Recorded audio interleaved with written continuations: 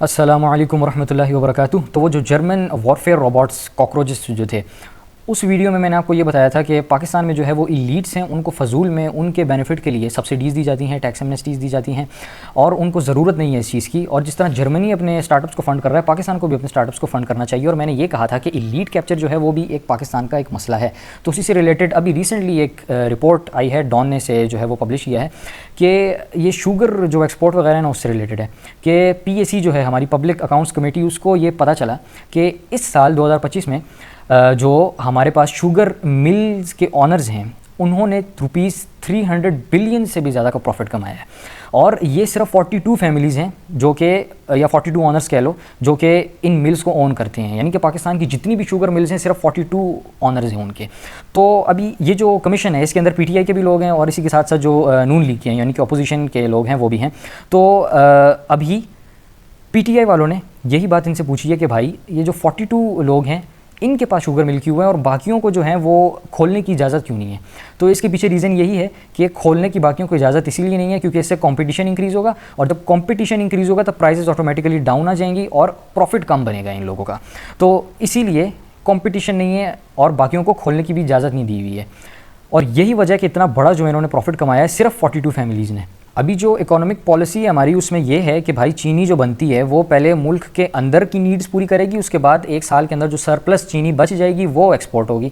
लेकिन हमारे मुल्क में इसका टोटली जो है वो अपोजिट होता है। फेडरल ब्यूरो ऑफ रेवेन्यू है, उसी ने इस कमेटी को मजीद जो है वो इन्फॉर्मेशन दी है कि 2013 से लेकर 2023 तक, यानी कि 10 साल में ECC जो इकोनॉमिक कोऑर्डिनेशन कमेटी, उसने 5.09 मिलियन टन ऑफ शुगर की जो है वो एक्सपोर्ट अलाउ की थी, जिसमें से ऑलमोस्ट समझ लो 4 मिलियन जो है ना वो एक्सपोर्ट हुआ था। इसी तरह 2023 से लेकर 2024 तक 1.3 मिलियन टन का ये गवर्नमेंट ऑफिशियल्स कह रहे थे हमारे कि अभी जो PMLN वाले गवर्नमेंट में है कि सरप्लस हमारे पास पड़ा हुआ था, यानी कि एक्स्ट्रा पड़ा हुआ था, यानी कि आवाम की नीड हमने पूरी कर दी थी। ये एक्स्ट्रा पड़ा हुआ था 1.3 मिलियन टन, और इसमें से ऑलमोस्ट जो है वो 7 लाख, बल्कि 8 लाख कह लो, 8 लाख टन जो है वो हमने एक्सपोर्ट कर दिया।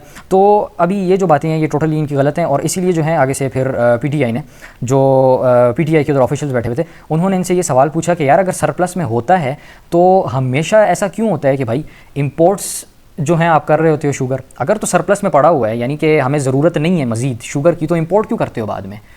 तो इसकी रीज़न यही है कि भाई वो आवाम की नीड पहले पूरी नहीं करते हैं ये लोग पहले एक्सपोर्ट करते हैं। एक्सपोर्ट क्यों करते हैं? एक्सपोर्ट में इनको प्रॉफिट ज़्यादा मिलता है। एग्जांपल मैं दे देता हूँ, अगर पाकिस्तान में जो है ना वो 140 रुपीज़ पर किलोग्राम की जो है ये चीनी बिकती है, लेकिन इसी तरह अगर USA को ये बेचे तो ये 170 से लेके 180 किलोग्राम जो है ना रुपीज़ में इनको जो है ना वो प्रॉफिट मिलता है। 170 से 180 रुपीज़ प्रॉफिट, यानी कि ये 30-40 रुपये का प्रॉफिट इन्हें मिलता है।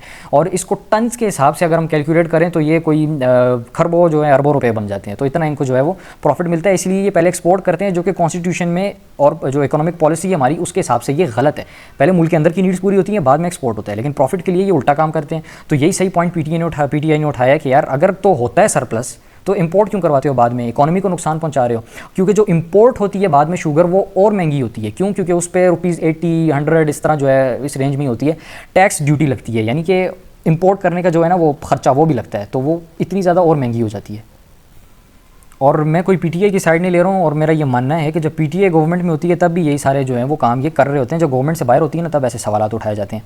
तो अभी PTI, अभी इस कमीशन में उमर अयूब भी थे, उन्होंने एक और पॉइंट उठाया कि यार शुगर काफ़ी जगह पर जो है वो पाकिस्तान में महंगी बिक रही थी। जैसे कि जो इसकी एवरेज प्राइस है ना पाकिस्तान में जो चल रही है वो 170-164 इस तरह रुपीज़ होती है, लेकिन कुछ जगहों पर ये 200 रुपीज़ पर किलोग्राम बिक रही थी। और ये बात सच भी है, और ये मिसमैनेजमेंट की वजह से हुआ है। इंचार्ज, मतलब जो इंचार्ज हैं उन्होंने अपना काम सही तरह नहीं किया, और जो है लोगों ने फिर महंगी करके बेची हैं। और अभी जो है वो शहबाज शरीफ कह रहा हूँ, PMLN की जो गवर्नमेंट अभी बैठी हुई है, उन्होंने जो है वो लोग इन्वेस्टिगेशन के बाद पकड़े हैं कि जिन्होंने जो है महंगी करके शुगर बेची है। तो ये बात तो सच है। तो इसी के साथ साथ अभी फिर जो है हमारे मुल्क की नीड्स पूरी करने के लिए चीनी कम पड़ गई है। क्यों? क्योंकि चीनी फिर से जो है वो बाहर एक्सपोर्ट कर दी गई है, और इसीलिए इनको इतना ज़्यादा प्रॉफिट भी मिला है, ₹300 बिलियन का। तो अभी फिर से PMLN गवर्नमेंट ने क्या किया है, 3 लाख टन चीनी इंपोर्ट करने का जो है ना वो अप्रूवल दे दिया। क्यों? क्योंकि हमारी नीड जो है वो पूरी नहीं हुई है। तो अभी फिर से जो है ना आवाम का जो है टैक्स का पैसा वो मज़ीद जो है महंगी चीनी इंपोर्ट करने में लगेगा। मतलब हम सस्ती चीनी कर सकते थे यूज़, जो कि हमारी इकोनॉमी के लिए भी अच्छा होता, बट इंस्टेड हम अभी महंगी चीनी इंपोर्ट कर रहे हैं। अच्छा, तो जो क्रक्स है पूरी बात का वो यही है कि हमारे मुल्क का सबसे बड़ा मसला करप्शन नहीं है, तरक्की के पीछे सबसे बड़ा जो मसला है वो है पॉलिटिकल इंस्टेबिलिटी। उसके बाद आ जाता है मैं जो समझता हूँ इलीट कैप्चर, और हमारे जितने भी पॉलिटिशियंस हैं ये सारे के सारे इस इलीट कैप्चर का पार्ट हैं। ये जब हुकूमत में होते हैं तब यही सारे काम कर रहे होते हैं, इलीट्स को सब्सिडीज़ देना, ब्लैक मनी को वाइट मनी करके टैक्स एमनेस्टीज़ देना, और फिर ये आर्ग्यूमेंट देना कि पैसा जो है मुल्क के अंदर ही रहेगा तो इसीलिए बेनिफिशियल है, जबकि ये टोटली गलत आर्ग्यूमेंट है। तो नेक्स्ट वीडियो तक के लिए अल्लाह हाफ़िज़, टाटा एंड बाय बाय।